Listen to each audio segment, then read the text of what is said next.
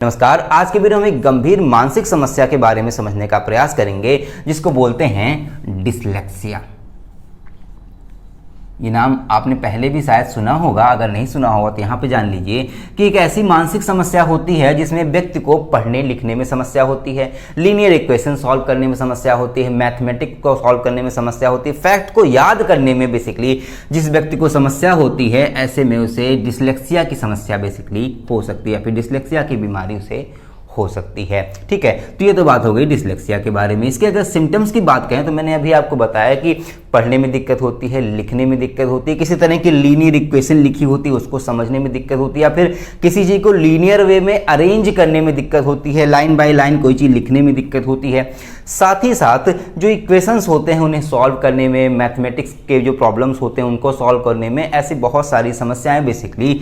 Dyslexia के cases में आते हैं। लेकिन इसके अदर सिम्टम्स भी हैं कि जो पेशेंट होता है या फिर जिस व्यक्ति को भी डिसलेक्सिया की समस्या होती है उसकी आर्ट बहुत अच्छी होती है, उसकी थिंकिंग पावर बहुत अच्छी होती है, उसकी इमेजिनेशन पावर बहुत अच्छी होती है, वो चीज़ों को इमेजिन बहुत अच्छा कर पाता है। साथ ही साथ डे ड्रीम की समस्या होती है। डे ड्रीम का मतलब ये है कि दिन में वो सोचता रहता है, बहुत सारे ख्याल उसके दिमाग में चलते रहते हैं। इसमें एक मूवी भी आई हुई है, 2007 में मूवी रिलीज हुई थी, इसका नाम है तारे जमीन पर। इसमें आमिर खान हीरो होते हैं और इसमें जो लीड रोल होता है एक छोटे बच्चे का होता है, उसका नाम होता है ईशान। ईशान को बेसिकली डिसलेक्सिया की ही समस्या होती है, लेकिन उसके पेरेंट्स इस बात को समझ नहीं पाते हैं और जिस वजह से उसके मार्क्स जब कम आते हैं तो उसको डांट पड़ती है, बहुत ज़्यादा पिटाई भी होती है, उसे रूम में बंद कर दिया जाता है। तो बाद में वो लोग डिसाइड करते हैं कि इसे एक बोर्डिंग स्कूल में भेज देंगे, हो सकता है वहाँ पर वो सुधर जाए। एक्चुअली होता क्या है कि उनको डिसलेक्सिया के बारे में बिल्कुल भी पता नहीं होता, इसलिए वो बच्चे में ही कमियां निकाल रहे होते हैं। ठीक है, जब आगे चल करके उसको बोर्डिंग स्कूल में भेजते हैं, वहां पर उसकी मुलाकात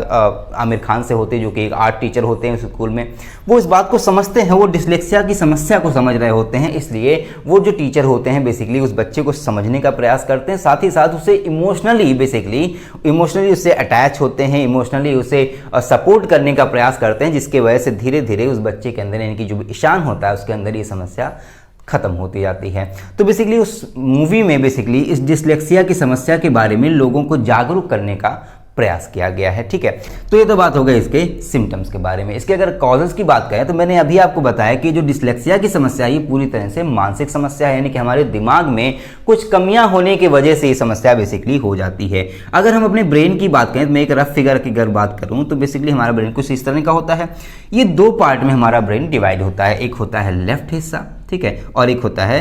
राइट का हिस्सा बेसिकली। तो राइट और लेफ्ट दो हिस्सों में हमारा ब्रेन डिवाइडेड होता है। साथ ही साथ ये जो लेफ्ट का हिस्सा होता है और राइट का हिस्सा होता है, इन दोनों के अलग अलग फंक्शंस भी होते हैं, इन दोनों के अलग अलग काम हमारी बॉडी में होते हैं। जैसे कि अगर लेफ्ट की बात करें तो लेफ्ट हिस्सा जो होता है वो हमारे रीडिंग के लिए, हमारे राइटिंग के लिए, लॉजिकल रीजनिंग को सॉल्व करने के लिए, मैथमेटिक इक्वेशन को सॉल्व करने के लिए, किसी चीज़ को लीनियर वे में अरेंज करने के लिए, बेसिकली किसी चीज़ को एक क्रम में लगाने के लिए, ऐसी सब समस्याओं को समझने का या फिर ऐसी सब समस्याओं को हल करने का, या कह लें कि ऐसे जो भी प्रोसेसेस होते हैं हमारी बॉडी के थ्रू या फिर हम जो प्रोसेसेस करते हैं वो सारे ही लेफ्ट ब्रेन के थ्रू फंक्शन किए जाते हैं। राइट साइड की अगर बात करें तो राइट साइड का जो ब्रेन होता है बेसिकली वो हमें इमेजिनेशन पावर देता है। हमें कोई अगर पेंटिंग बनानी है या फिर हमें कोई चीज़ विजुअलाइज करना है तो ऐसी चीज़ों के लिए बेसिकली राइट हिस्सा हमारा रिस्पॉन्सिबल होता है। तो मैंने आपको बताया कि जो डिसलेक्सिया की समस्या होती है, इसको ये सिम्टम्स की अगर हम बात करें तो इसमें रीडिंग की समस्या, राइटिंग की समस्या, लीनियर इक्वेशंस को सॉल्व करने की समस्या, मैथमेटिक इक्वेशन को सॉल्व करने की समस्या होती है, तो बेसिकली वो लेफ्ट ब्रेन से होती है। अगर लेफ्ट ब्रेन में किसी तरह की समस्या आ जाती है, किसी तरह की हार्मोनल इम्बैलेंसमेंट आ जाता है, तो उसकी वजह से जो ये लेफ्ट हिस्सा है वो बेसिकली काम नहीं करता है या फिर ठीक ढंग से जब काम नहीं करता है तो उस वजह से भी डिसलेक्सिया की समस्या हो सकती है। यानी कि पहला जो रीजन हो गया वो हो गया लेफ्ट ब्रेन का हिस्सा जो है वो ठीक ढंग से काम नहीं करता है। सेकंड की अगर बात करें तो ये जो डिसऑर्डर है बेसिकली या फिर डिसलेक्सिया का जो डिसऑर्डर है वो एक तरह का जेनेटिक डिसऑर्डर होता है, जेनेटिक डिसऑर्डर होता है। ठीक है, एक तरह का जेनेटिक डिसऑर्डर होता है, यानी कि जो हमारे जीन्स होते हैं बेसिकली वो जीन्स जो हमारे कैरेक्टर को अगली पीढ़ी में लेके जाने का काम करते हैं, या फिर वो जीन्स जो हमारे अंदर जो भी कैरेक्टर हैं वो हमारे माँ बाप से लेके आए हुए हैं, उनके अंदर किसी तरह की अगर त्रुटियां आ जाती हैं, किसी तरह की कमी आ जाती है हमारे जीन के अंदर, तो ऐसे में बेसिकली जो बेबी का डेवलपमेंट हो रहा होता है तो ऐसे में उसका जो बाएं साइड का जो हिस्सा है उसका डेवलपमेंट ठीक ढंग से नहीं हो पाएगा, या फिर उसमें कहीं ना कहीं कोई कमी रह जाएगी, किसी तरह का हार्मोन का इम्बैलेंसमेंट हो जाएगा, या फिर जैसा कि मैंने बताया कि इसमें हार्मोन की वजह से भी समस्या हो सकती है। साथ ही साथ इसके अंदर बहुत सारे न्यूरॉन्स गए होते हैं, न्यूरॉन्स के डेवलप होने में अगर कोई समस्या हो गई तो ऐसे में बेसिकली ये जो लेफ्ट साइड का हिस्सा है वो ठीक ढंग से काम नहीं करता है, जिसकी वजह से डिसलेक्सिया की समस्या शरीर में हो जाती है। ठीक है, तो ये तो बात हो गई इसके कॉजेस के बारे में। बात करें अगर इसके ट्रीटमेंट के बारे में, तो एज इट इज़ अभी तक कोई ट्रीटमेंट इसका अवेलेबल नहीं है, यानी कि कोई ऐसी मेडिकेशन या फिर कोई ऐसा ट्रीटमेंट अवेलेबल नहीं है जिसके थ्रू डिसलेक्सिया की समस्या को दूर किया जा सके। लेकिन जो भी पेरेंट्स हैं अगर वो बच्चे को इमोशनली सपोर्ट करते हैं, उसका ध्यान रखते हैं, अगर वो डिसलेक्सिया के बारे में जानते हैं, या फिर उस बच्चे में बेसिकली किसी भी व्यक्ति के अंदर या किसी बच्चे के अंदर ऐसे कोई सिम्टम्स आते हैं कि उसको मैथमेटिक इक्वेशन को दिक्कत होती है करने में, पढ़ने में दिक्कत होती है, लिखने में दिक्कत होती है, वो कोई चीज़ राइटिंग नहीं कर पाता है, लेकिन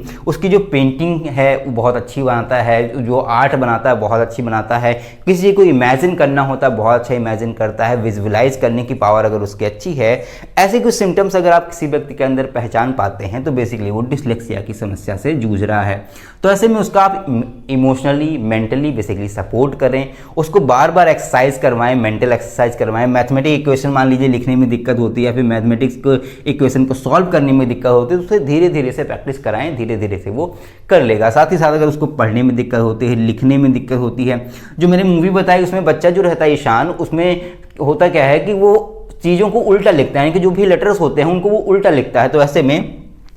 उसकी लिखने की जो प्रैक्टिस है उसको भी कराते रहें, तो इसके थ्रू बेसिकली डिसलेक्सिया की समस्या से व्यक्ति को बचाया जा सकता है, फिर जिस भी बच्चे के अंदर डिसलेक्सिया की समस्या है उसे दूर